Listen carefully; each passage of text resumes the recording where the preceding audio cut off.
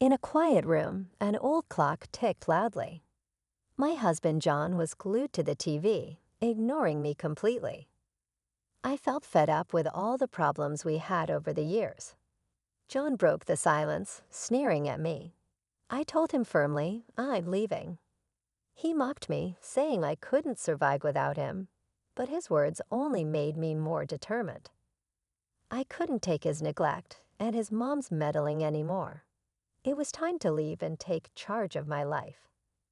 I can handle it, I said confidently, standing up. Even though I was nervous about what was next, I felt strong. John's mom, who had been living with us for a while, walked in and saw my packed bags. Leaving already. She sneered, thinking I couldn't handle their family issues. I ignored her and grabbed my bags, heading for the door. John just sat there, saying, "You'll be back. You can't do this alone." As I stepped out of the house, a feeling of freedom washed over me. The evening air was refreshing, lifting my spirits. I didn't know where I was going, but for the first time in years, I felt a glimmer of hope. For 2 decades, I'd been playing the role of John's obedient wife, feeling more like a convenience than a partner. My son Elias was the only source of happiness, but even he couldn't fill the void in my heart. John's mom made things worse with her constant criticism and manipulation. Finding a small, peaceful apartment was a relief. It became my safe space, where I could think without judgment. I ignored calls and messages from John and his mom, who begged and threatened me. I was determined to stand my ground and move forward. My coworkers at the library, where I'd worked for a long time, supported me. They had seen how I'd been struggling and were happy to see me finding my strength again. Surrounded by books and understanding friends, I started to feel like myself again and began to believe in a brighter future. While I was settling into my new life, Elias called me, sounding worried. "Mom, are you okay?" he asked. I reassured him, feeling calm for the first time in years. "Yes, Elias, I'm doing better than ever." But then he told me about the problems at home. My decision to leave hadn't gone down well. John had turned to drinking, and his mom wouldn't stop blaming me for leaving. I pushed away the guilt, reminding myself that they needed to respect my decisions. Elias hesitated, but then expressed his support for me, prioritizing my happiness. Ending the call, I realized this was just the beginning of proving myself to John and his mother, who had underestimated me for too long. It was time they saw I wasn't the obedient woman they thought I was. My journey to self-discovery and independence had only just begun. In my quiet new home, I reflected on the 28 years with John. What started as a promising relationship had soured over time. John's charm and our shared dreams once seemed perfect, but he became more focused on himself, neglecting our family. Elias's birth didn't bring us closer, it highlighted our growing distance. John thought providing money was enough, leaving me to handle the emotional support. His mother, Ariana, was always there, criticizing my parenting. She'd say I was spoiling Elias, insisting John never needed that kind of care. Despite her comments, I focused on raising Elias well. He grew into a thoughtful and independent man, a bright spot in our tense home. Things reached a breaking point when Ariana moved in without asking, claiming she was lonely. Her presence was suffocating. She criticized everything, from my cooking to my clothes, hinting that John could have chosen a better partner. This new phase of my life was all about breaking free from years of control and finding myself again, a journey I was just beginning. Ariana's constant criticisms were hard to ignore, but what really shook me was discovering John's deception. I stumbled upon bank statements one day that revealed large amounts of money being spent from our joint account. It turned out this money was being wasted on Ariana's gambling addiction and John's secret indulgences. Whenever I tried to confront them about it, it led to heated arguments, with John always taking his mother's side. "She's my mom. Stella, she needs this." He'd insist, dismissing my concerns. The final straw came when I overheard them plotting to take full control of our finances, pushing me aside and leaving me powerless in my own home. That's when I realized I couldn't keep living under their control. The day I decided to leave, I promised myself I'd make them understand the pain they caused. My plan was simple but powerful, to challenge their egos and their control. I started by legally separating our finances, which shocked John. "What are you doing?" he demanded on the phone.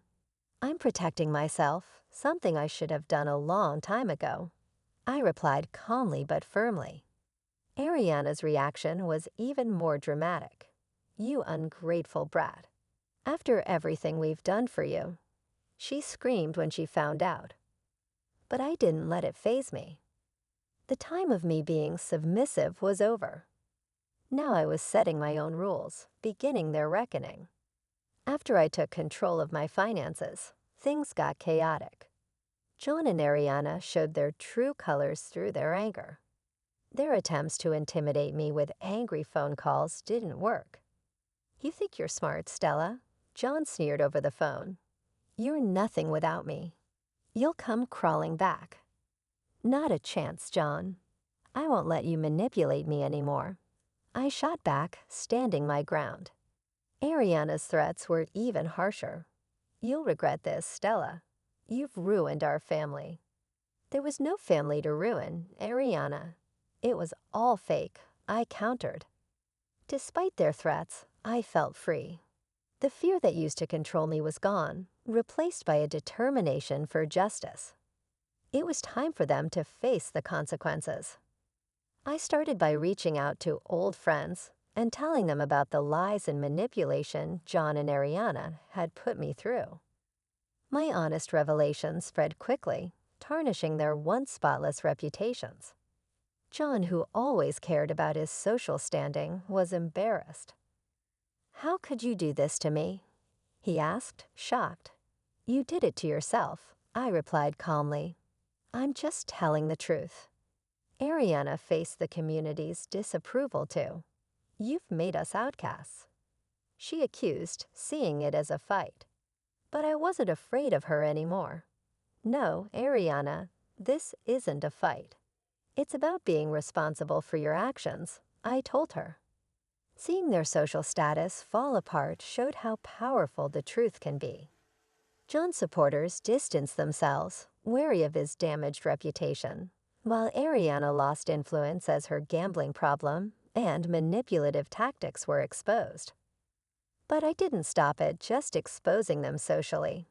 I knew their weak spot was their finances. With the help of a good lawyer, I fought for my fair share of our joint assets.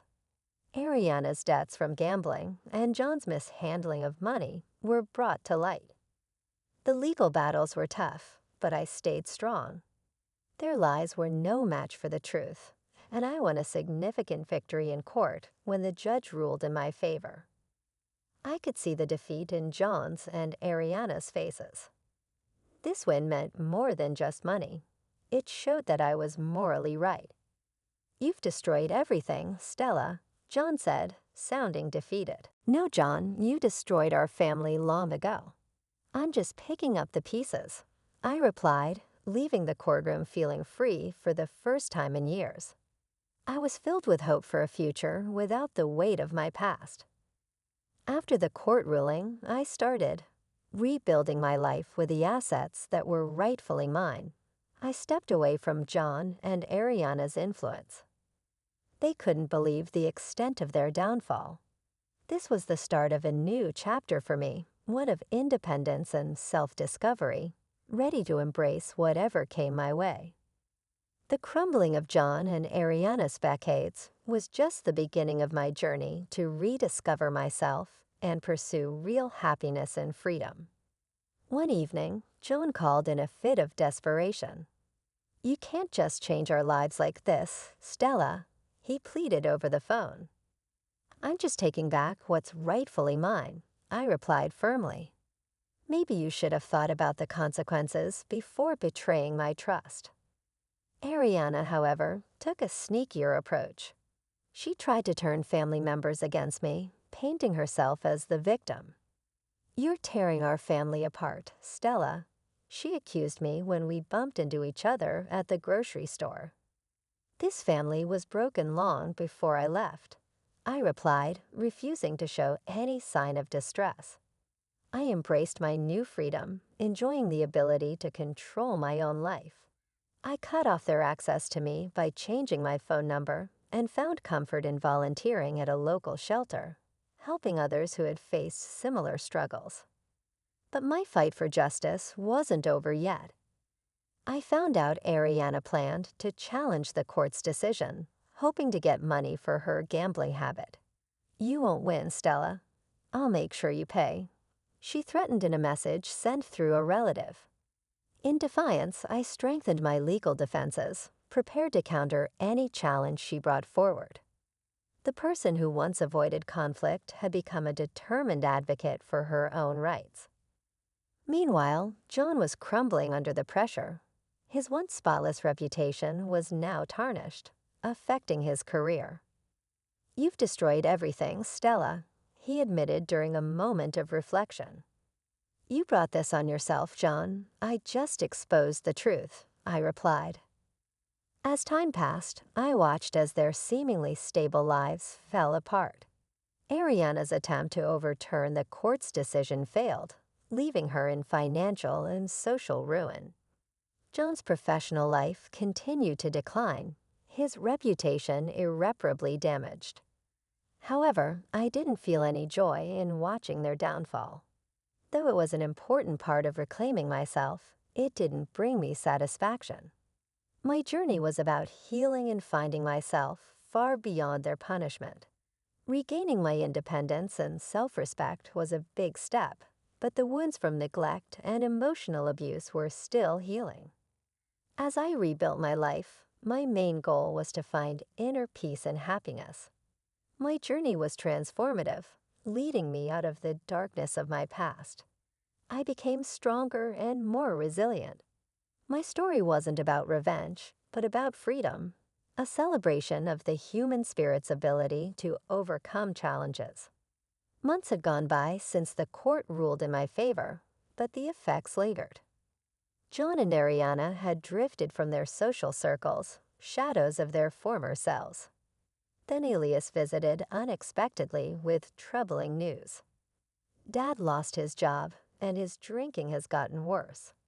Grandma lost everything to gambling. They're selling the house," he said, the weight of his words palpable. My heart ached for Elias. Despite the distance, family ties tugged at my emotions. Did we do the right thing?